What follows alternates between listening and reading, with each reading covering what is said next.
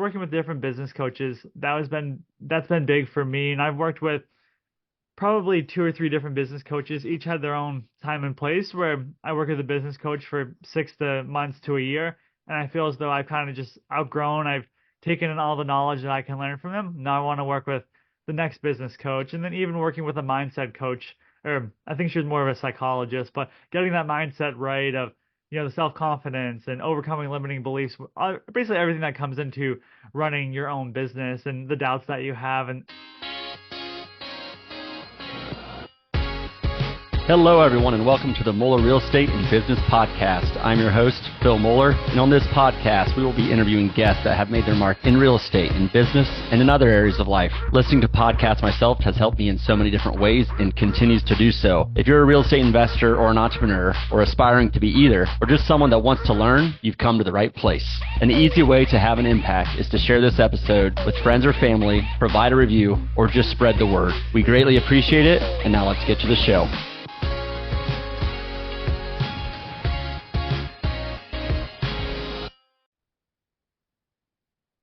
Hello, everyone, and welcome to this week's episode of the Moeller Real Estate and Business Podcast. I'm very excited to have this week's guest, Trevor Oldham. Trevor, how are you doing today? I'm doing excellent today, Phil. Thanks for so much for having me onto the show today. Yeah, thanks for coming on, Trevor. So for our audience, Trevor, an old man, 27 years old, has his own business, Podcasting You. So he's just connected to a lot of business leaders and real estate investors, just very knowledgeable and well-connected in the space. Also has a great mindset, invests in passive deals himself. And I should have started this, but has been married for about 2 years, a young daughter of 15 months. So we were talking about that a little bit on the pre-show and how he balances it all.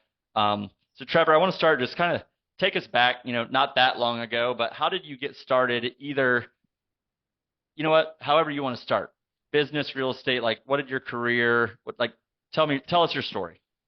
Yeah, I would say really the story started back in 2015. At that time, I was running a different company than I run now. And it was through that company, we had actually built a really big social media following, and it was a motivational based company. So if you go on Instagram and you see motivational quotes, that's basically what my partner were doing. And I mean, we grew our Instagram following to about 100,000 followers within 6 months. So we had a very big account. And then based on that, you could sell advertisements and whatnot.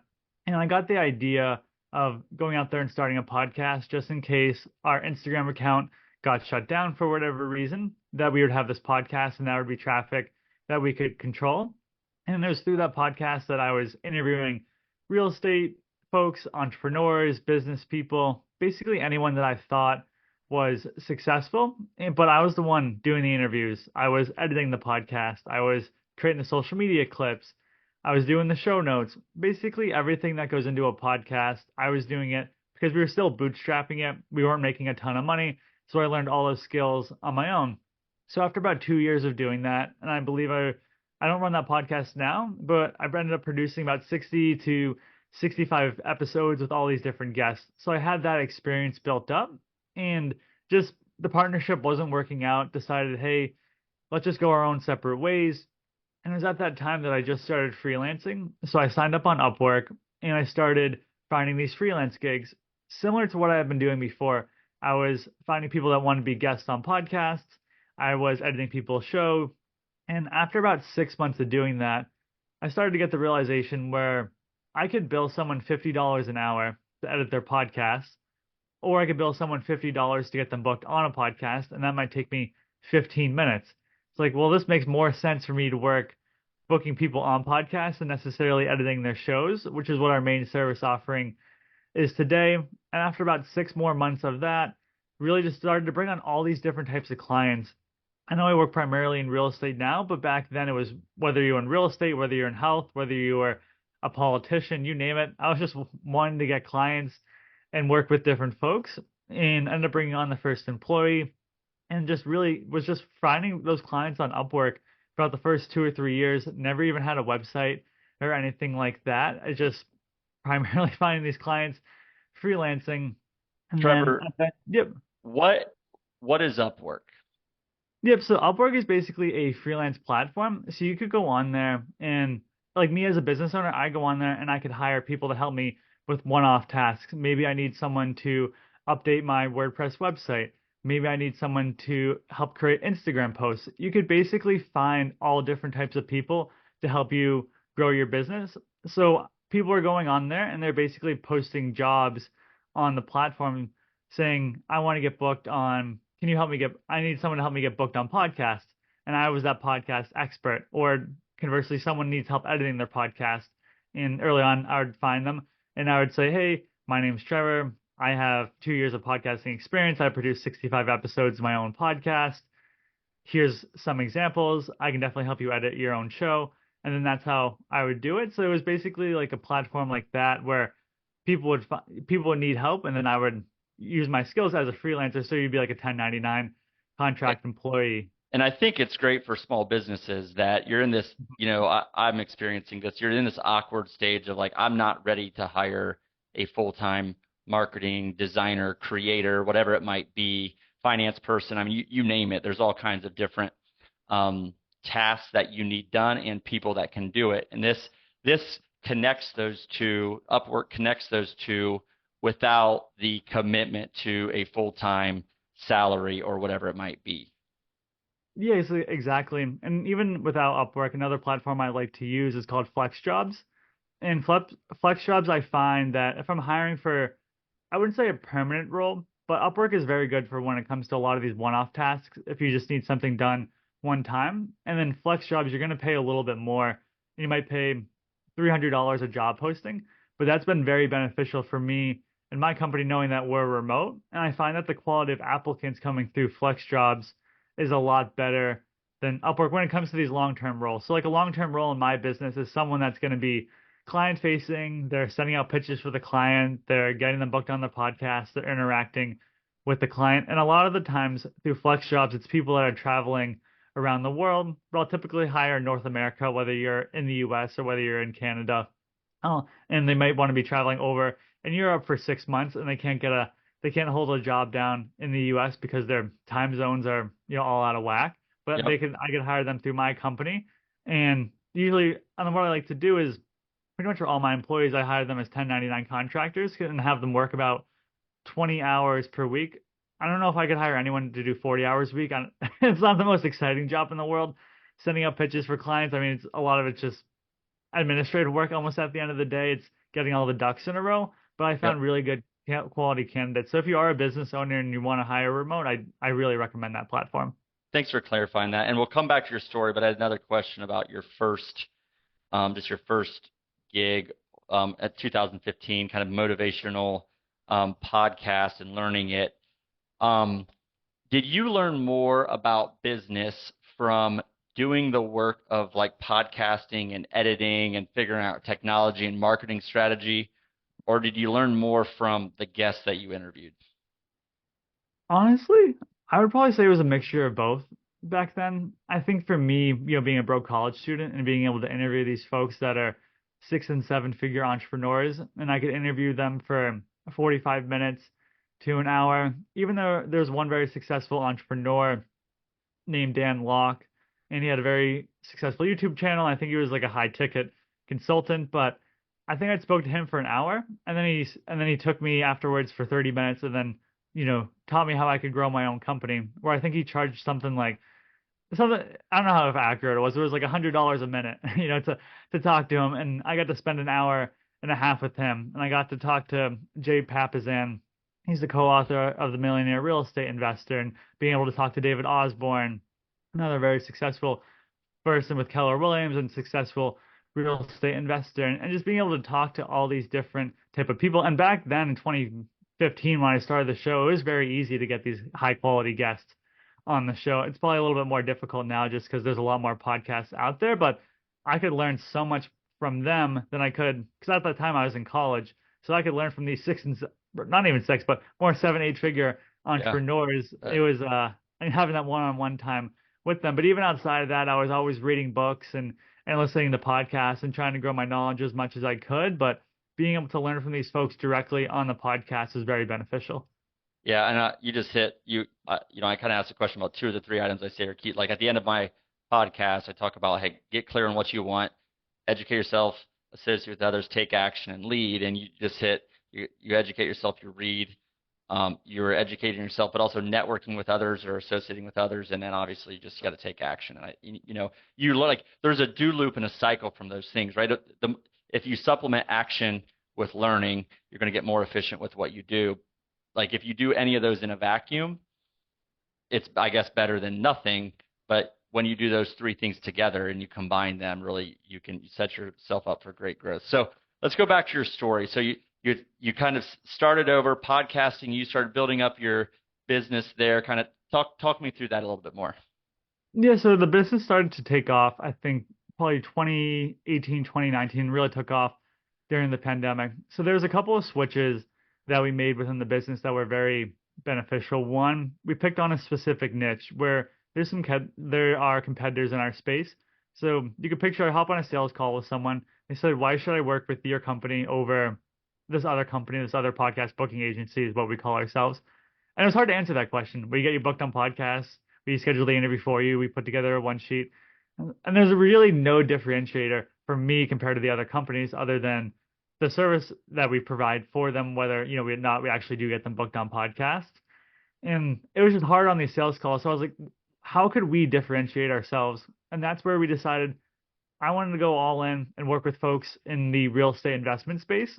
And now it's kind of gravitated towards the alternative investment space. So it could be someone that invests in oil and gas, laundromats, car washes, in addition to real estate. And that was a big shift in our business because I wasn't sure how well that was going to work out. I wasn't sure how big the marketplace was because now I'm shrinking the marketplace where I'm working with anyone that wants to get booked on a podcast. So now I'm working with only folks in this specific niche. So that was one big change that we made back then. Another big change that we made is we used to work on commission only. So say, Phil, I book you on a podcast. When you have your interview 2 months from now, that's when we would bill you. Well, that wasn't a very good business model because we would do a lot of the work up front. And then when it would come time to bill you 2 months down the road, sometimes clients just wouldn't pay or they wouldn't show up for the interview and different things like that. So we switched to a high ticket business model where now we would charge clients, say we get them booked on 10 podcasts for $3,000. And that business model helped us to really grow the cash on hand that we had, but it was very unstable as a business where some months we might do 30K in revenue, another month we might do 3K in revenue, just depending on how many new clients would sign up. So it would fluctuate and it made it hard to manage the cash flow a little bit. So then we gravitated towards that, where now we mainly just do recurring revenue and just so much easier to manage the business this way, where our average package ranges from $1,000 a month to $1,800 a month. And it's just so much easier to manage the business this way, doing the reoccurring revenue. It's almost like owning apartments where you get that monthly income coming in every Yep. month and you just know that cash flow is coming in. And early on, the first year we did that, we did less revenue, but then that started to pick up over time where the following year I think we've done 1.5 times revenue we did the year prior, just based on having this reoccurring revenue. So that way I'm not always having to sell all the time. I'm not always worried about where that next client's going to be coming from, because when you have 30K in revenue, everything seems great. And then when you have 3K in revenue, it's a little bit harder to manage the business. Yeah. So that was really a big impact that I had on our business, was switching to that reoccurring model. Just from a cash flow standpoint, it just makes it so much easier to manage the day to day and everything that's coming in. Yeah. So I think, I mean, it's interesting, for any business owners or, real estate. So my primary business, obviously real estate, reoccurring revenue in the form of rent, right? But for any other businesses or wherever it might be, like the pricing model, the revenue model, and understanding what works for your business, your industry is so important, but also understanding whatever pricing model or pricing strategy you have, what are some potential gaps in that, right? Like, hey, if things are always great right now and you're just growing, okay, but what if the economy turns? Are you set up to like protect the downside in that? So the three that I heard, and I don't know if there's even a formal structure to this, but you could think high volume, lower cost, and just try to do a lot of volume, and that might depend on how labor intensive your business is, possibly. The second one is like high dollar, high margin, but higher quality, probably more niched product. And then third is just reoccurring. And it doesn't need to be one or the other, but if you have a certain type of pricing structure or model, you recognize, okay, the first two didn't really work well for you. You had tried them and you went to the reoccurring model.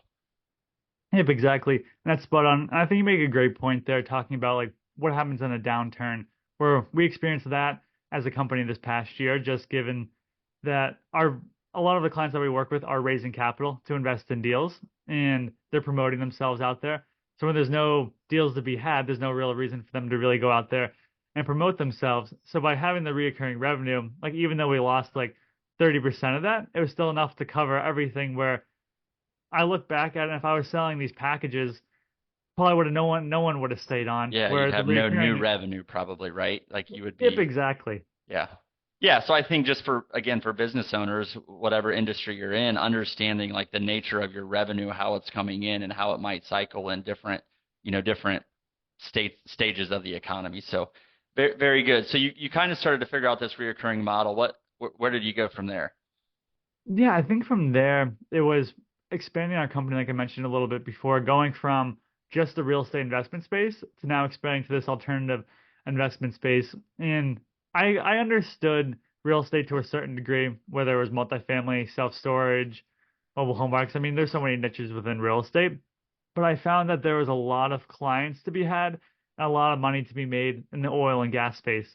But I've lived in Massachusetts and I've lived in New York. I have no familiarity with the oil and gas space. So that was a big learning curve trying to figure out where I could talk to a real estate investor, just standard real estate like assets that I was talking about before. But when I came to an oil and gas guy, I had no idea about their industry. So that was just a big learning curve on my end, was trying to learn the ins and outs. What do their metrics look like? How do they make money? And there's a lot of different opportunities on how someone could make money in the oil and gas space. So it was expanding there. And I find for us as a company, where I look at it, where do I want more clients? Well, more clients means a bigger team. So I think for us, I'd rather keep our team small, but make the same amount of revenue. And the way I look at it, would I rather have 500,000 in revenue with 5 team members and have a net profit of 250K, or have say a million in revenue with a 10 team members and a net profit of 250K.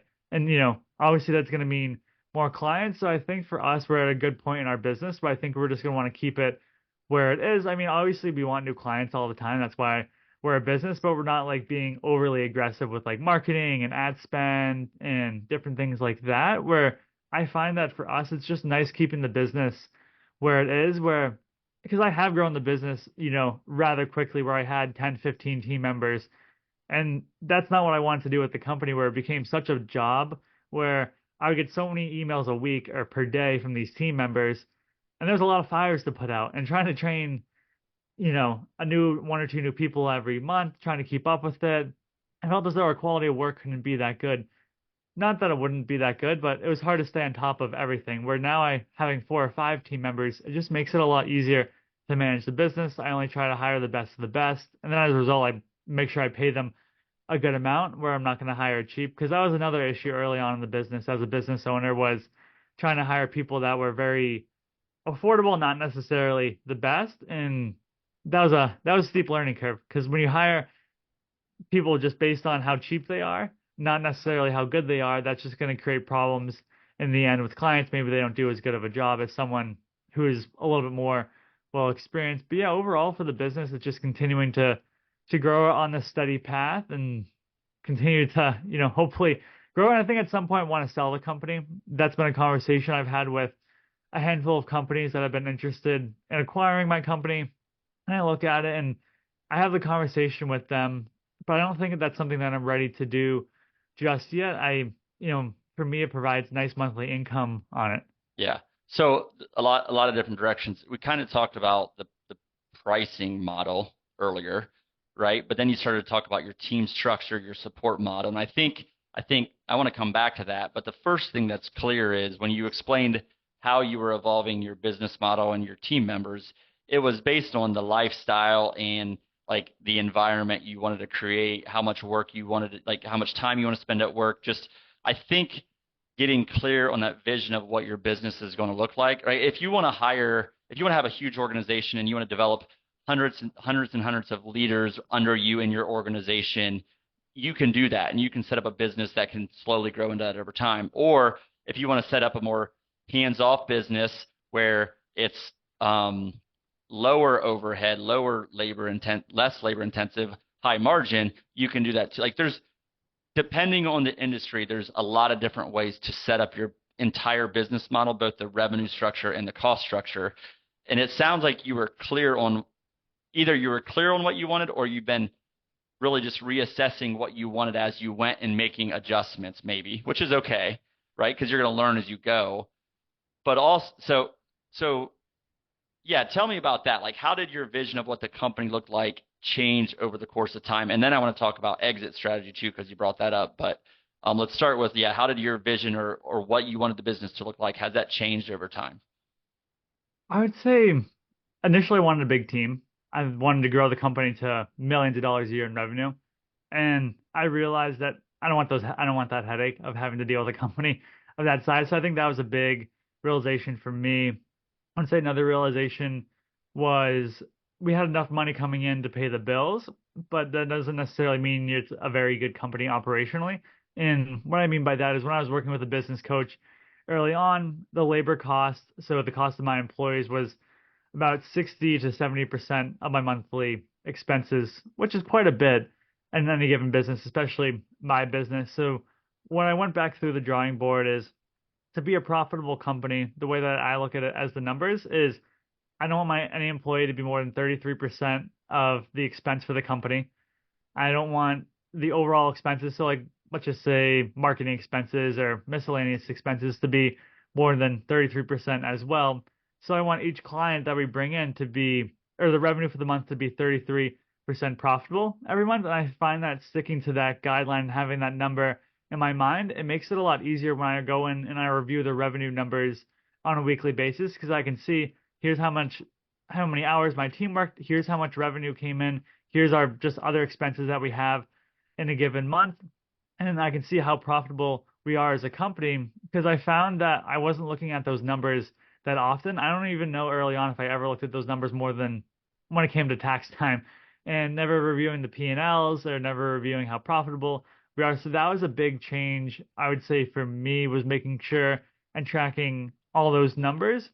I would say the other factor that I had in the business was also just that realization that we don't necessarily have to be the biggest company in the space to get clients. And I know I touched on that before, but if we specialize in one specific niche, it does allow us to go out there and get clients in that one niche. So I think that was another realization where, again, early on, I just wanted to work with all these different clients and all these different niches and really pulling back from that. And it's so much easier. I mean, when I'm working with a real estate client, I have a lot of relationships built with real estate hosts. So it's very easy to get our clients booked on podcasts. Where if I took on someone in the health and wellness space, I don't have any connections in that space right Yeah. now. So it would be so much more work to try to get a client booked on those podcasts. So it's like, why make it harder on myself? Yeah, maybe I could make more money and more revenue wise opening up to all these other different niches, but let's just stay in our own niche and just be comfortable with what we have.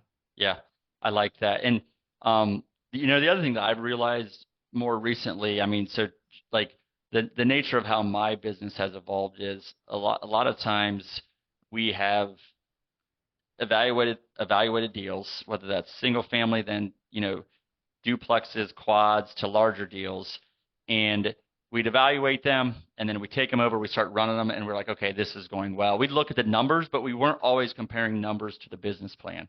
But now, earlier this year, we brought on investors in our deal, and we were watching the numbers, and we're laser focused not on just meeting those numbers, but beating our business plan, and just the excitement, like the clarity of what the goal is, what the metrics are that are leading to the goal, but also like when you're winning, it's just exciting and fun for the team. So I think understanding the numbers is important, but also understanding like your goals, your metrics, your targets. So you can say, hey, if our marketing spend is X%, we're not winning. But if it's X a lower number, then we can be winning. Just understanding those numbers and getting the feeling of winning, I think you can create that from your from your numbers and metrics and setting the right goals.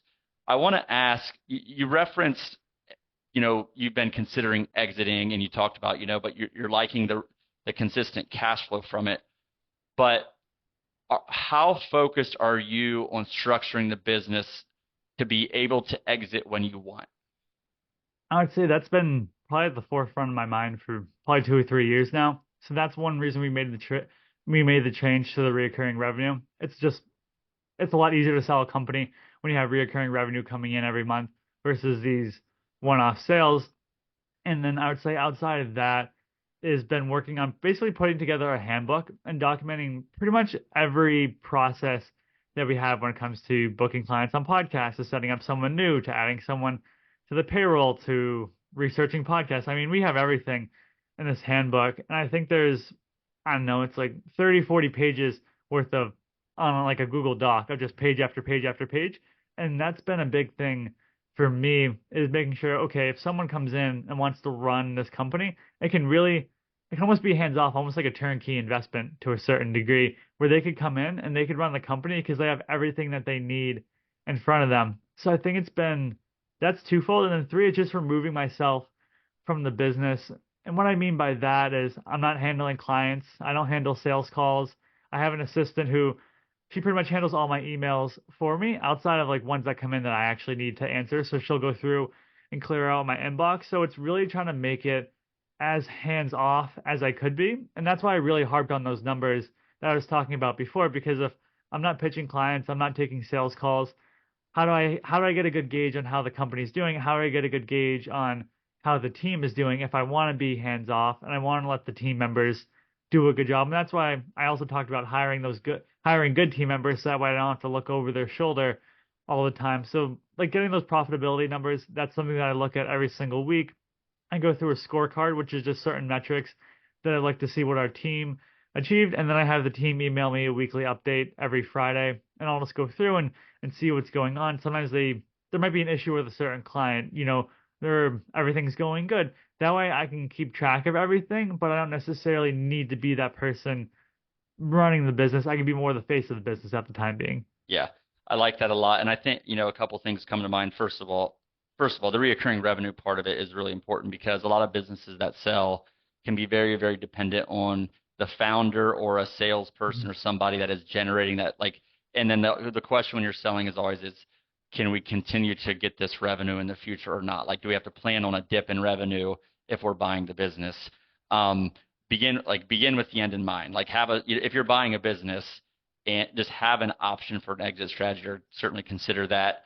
And what's awesome is if you set up a business to do this and you try to remove yourself from the business, you're making it very attractive to get a better multiple on your exit, but you're also increasing the likelihood that, hey, I'll just keep doing this. I don't need to exit because it's not taking a lot of my time.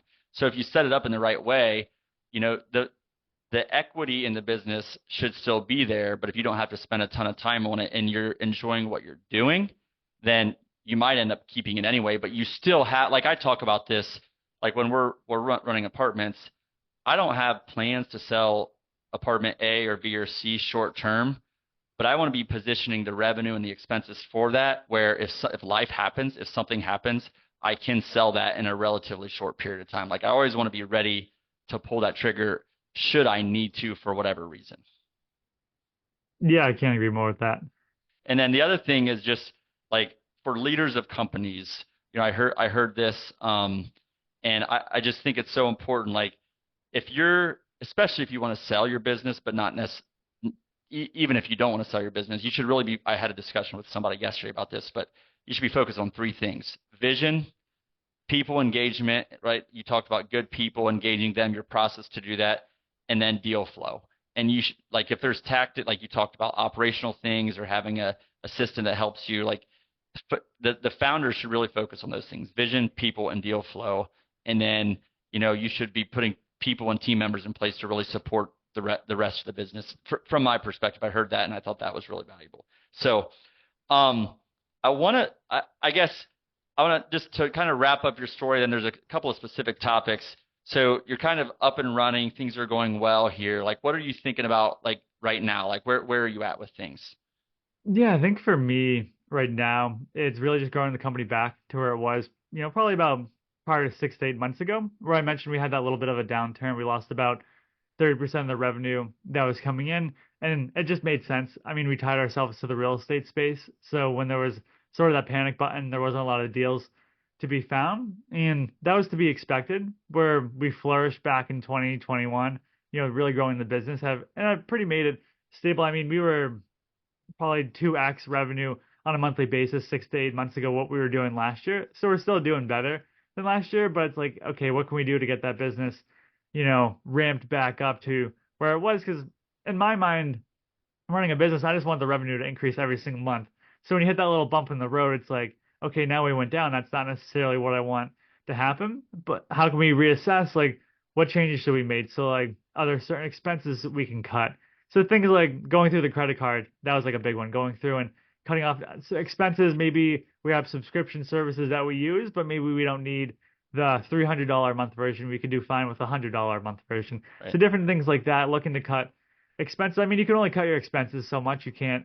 At the end of the day, I mean, you could fire everyone and cut and cancel all subscriptions, but I mean, that would be me running the business entirely on my own. So it's slowly growing it back to where it was. It's just continuing to have these conversations, but there's always ebbs and flows I find in my business where some some months are really good. Some months you might lose a client and not pick up a new client. So I think it's just more that the seasonality part of it, the current market that we're in. So I think for us right now, it's just continuing to have conversations with investors, figuring out what's going on in the market, and then, like I mentioned, maybe expanding to those other alternative investments that are out there where they're not as affected by the current market as say your typical real estate investor would be. Yeah, I like it. I like it. And I think, you know, 30% of revenue, like going through a little bit of pain, like not ideal. However, you're taking a magnifying glass on your business right now. And I think you're probably setting your business up where when it turns back around, like you're going to operate that much better. You're going to probably provide a better service. You're fighting harder to get sales right now because of the nature of the market. So you're getting better at your marketing and sales, probably at a lower Mm-hmm. expense load. So when it turns again, you're in a great position to really excel. So like downturns it's a natural part Mm-hmm. of the process, quite frankly. And I think it's healthy for businesses to learn a lot through that process, and you'll be better on the other side of it. So, um, tell me about like so real estate specifically. You've talked to a lot of different real estate investors, passive investors, operators, probably fund man, like what are some? I mean, passive investing. I think you passive invested yourself. What are Mm-hmm. some major things you've learned along the way around just real estate or passive investing? Yeah, I'd say the biggest things for me, figuring out how to underwrite a deal. I find that sponsors can really make the deal based on the numbers any way that you want. If you say you want to get a 20% IRR, they can make the numbers make it look like a 20% IRR, whether you want a 14% IRR. So that was a big learning curve for me, was trying to figure out how to underwrite these deals. I would say taking a look at the deals themselves when they are talking about underwriting. Does the IRR, that's typical metric that I like to look at, the overall internal rate of return, does that match what the investment risk is? So to give you an example, if someone says in a deal I could get a 40% IRR and I'm investing in a Class A property, that doesn't really make a ton of sense to me. There's not enough risk there for me to be getting that great of a return. So like what's going on? So that was a learning curve for me. I would say outside of that, it would be when I'm talking to these different sponsors within the real estate space, how quickly and how good is their communication? So when I'm talking to someone, typically it's going to be on the IR team, investor relations team. Sometimes it is the founder of the company. And what I mean by that is sometimes I'll have a conversation with them and they show up 10 minutes late to the call. Well, that's going to be hard for me to invest 50K with you if you can't show up for a call. Conversely, after I hop off the call, I'll send an email over to the investor or to the sponsor. How quickly do they get back to me? Is it a day? Is it 3 days? Is it 5 days? Obviously, the further out you go, I think in my mind, I haven't even invested with you and you're taking this long to get back to me. What's it going to be like once I actually do invest that money with you? I'll look into the track record and see what their track record looks like. This isn't to say that I wouldn't recommend investing someone that is newer. The folks that I invested in a triple net lease offering deal with, I think they've only been doing it a year and a half, and it's been phenomenal investing with them. Very consistent distributions for like the last 20 months that I've been in the deal. Very, right 15th of the month, every single month, great reporting. and they were newer, where I could invest with someone that's been doing it 10 years and maybe for whatever reason the deal doesn't go right. So I want just to be talking to these sponsors all the time, running background checks. That was a big thing for me. And I would ask someone, hey, I'm going to be running a background check on you. Anything that I should be aware of? For the most part, nothing ever came up, but you would get the occasional person where they'd say, no, nothing's going to come up. And they had a bankruptcy 4 or 5 years ago. That's pretty recent.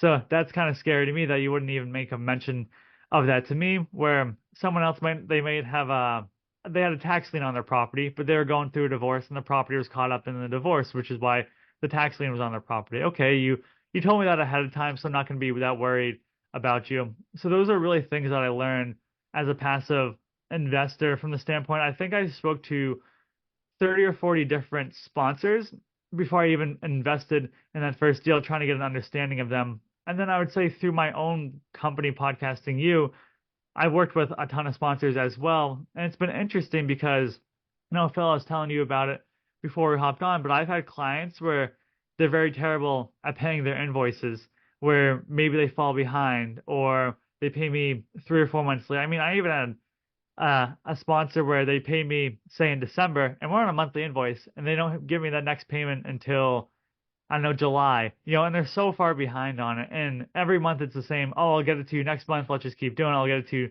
next month. And, I'm a nice business owner, so I assume that you're going to be paying. I don't know if I'm just holding out, false hope. And then I come to find out that people have invested with this particular sponsor and they're very bad at communicating, or the deal is just going bad and now they're getting sued.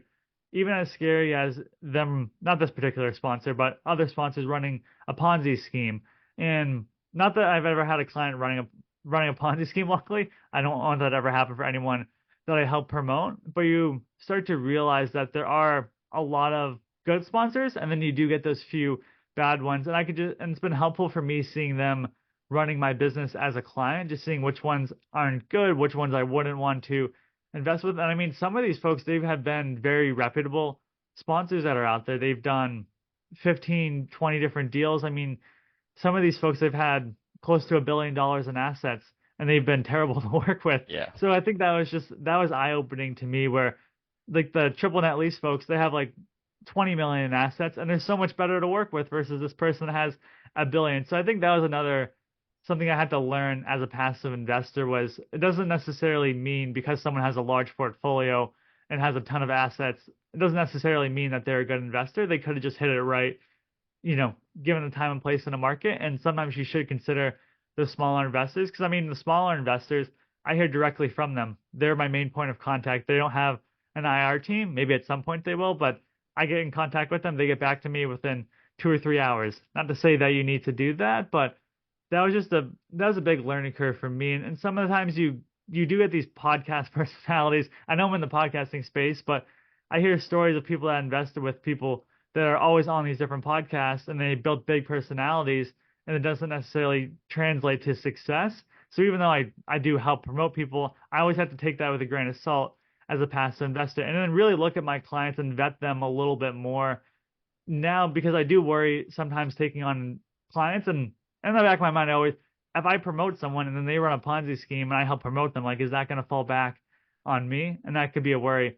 Well, you also want to just feel good about what you're doing and who you're working with. And you're not, I mean, not that you're always going to know that, but you almost want to have your own screening criteria for your customers, right? Like we have a vision. Like we only want certain types of investors that are aligned with our core values. The same thing that we want employees to be aligned with our core values. We want our investors to be aligned with our core values too. And, maybe that'll limit us a little bit, but we'll feel good about it. So the key thing, though, you said about just passive investing in real estate deals is almost everything you said, there was a lot of good information there, was about the sponsor. You didn't talk about studying the market or studying the deal closely. Not that you shouldn't do that, but just I would agree with you in that 80% of the work is probably really digging into the sponsor, their track record. Watch for the little small clues of how responsive they are. All that stuff is gold right there. And by the way, the IRR thing, like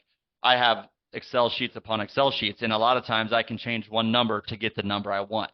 I can do that. I don't do that. I'm not going to do that. But that's just the nature of, like, Hmm. IRR in and of itself, that's what I want. I want a good IRR, but just because a good IRR is presented to me does not mean it's a good deal. And this, like, just again, the sponsor, I think, is so important to spend 80% of the time. Like, say, sponsor, then the market, then the deal, because a good sponsor will fix the issues on a bad deal or in a bad market. But if you have a good deal in a decent market, but a really bad sponsor or operator, you're probably gonna be flipped and not be in such a good spot. So just sponsor, operator, or sorry, operator, market, deal, and really do your due diligence on that operator.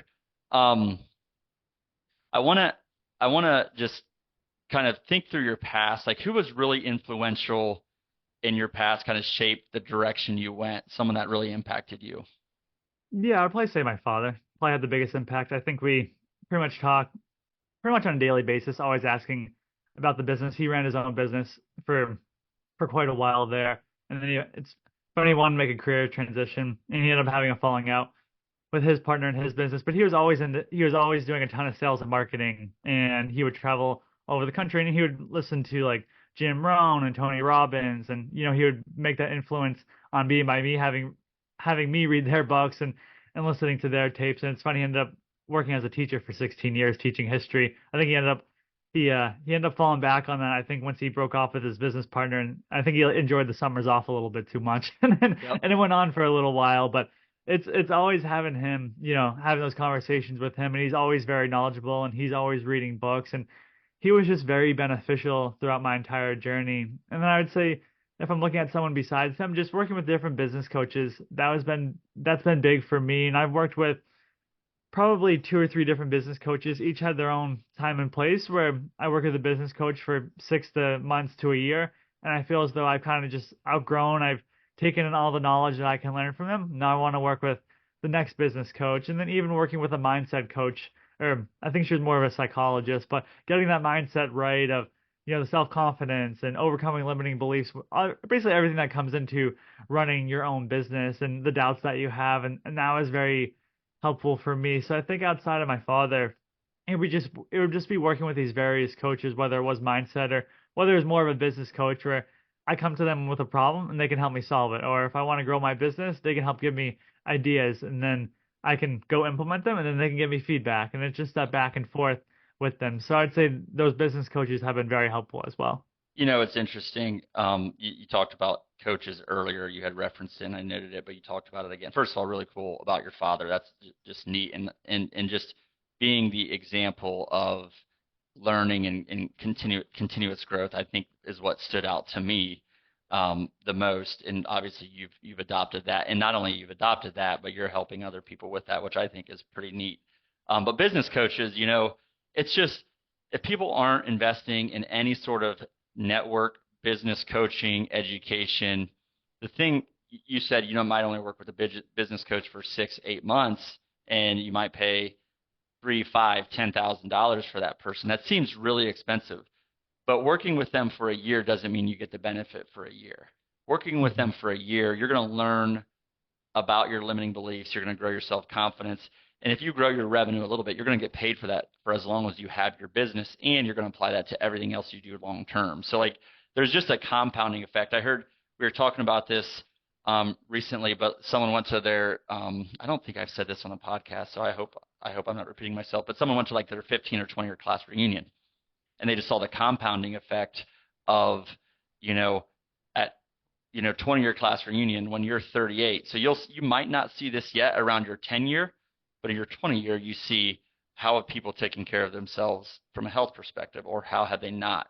How have they grown their mindset, or how have they not? Are they acting like the 20-year-old that you knew, or are they acting like they've really invested in themselves? And if you just do one thing a quarter, the compounding effect of just business coaches, education from your dad, whatever it might be, it really starts to add up and stack over time. So I just think your dad started as a good foundation, and then you found ways to invest in your growth too, and now you're helping other people do it. So I just want to congratulate you on that. That's really awesome. Yeah, thank you. Um, if you step back and just really think about what you do, how does it make you feel?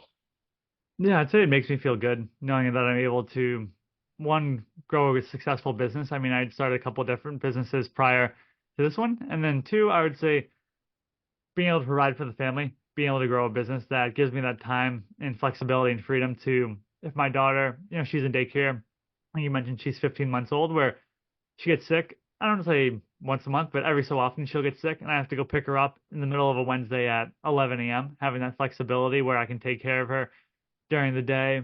And then I would say the third aspect of it makes me feel good.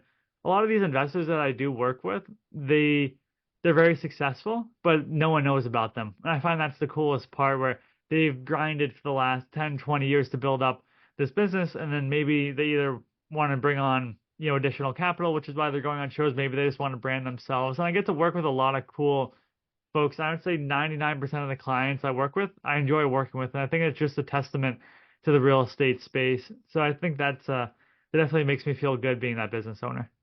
Yeah, I think working with folks that, the other thing is you're working with folks that are probably in some form of self-development, because they've been exposed to self-development, therefore they're trying to help educate others too. Like I don't, like, sometimes it might be purely just a marketing strategy, but I think a lot of times the people that you're working with have a growth mindset, and I think you probably align well or like working with them, whether that's real estate investors, which a lot of real estate investors are in self-development too, but also other business owners. I think that's really neat. So what has been really impactful book that you have read along the way? Yeah, I'd say probably Steve Jobs by Walter Isaacson. I think that was the longest book I think I've ever read, and one of the first books that I read when I was in college. And I think it was just seeing how Steve Jobs thinks.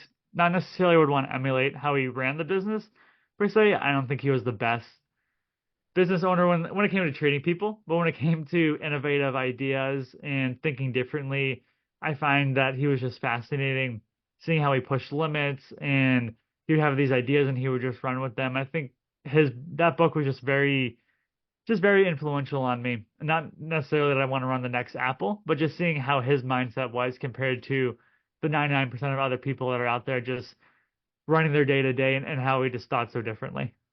Awesome. I can't imagine what his mindset was given what he's done. Very neat. First of all, I want to thank you for coming on. I mean, this has been great. You just, a lot of, I think the discussion on just kind of the startup story and how you made the different pivots, how, you